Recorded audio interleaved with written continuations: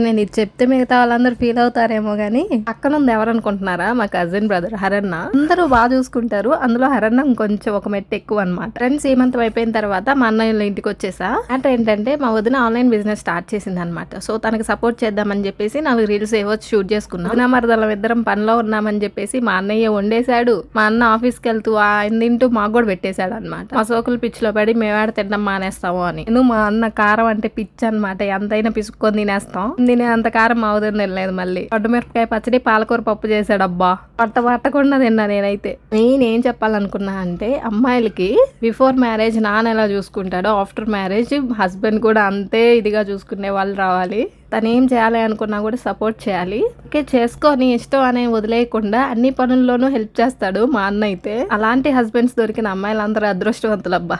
దేవుడు నాకేం ప్లాన్ చేశాడో మరి చూద్దాం. ఎలాగో ఇంత దూరం చూసారు కదా, మా వదిన పేజ్ని కూడా ట్యాగ్ చేస్తా.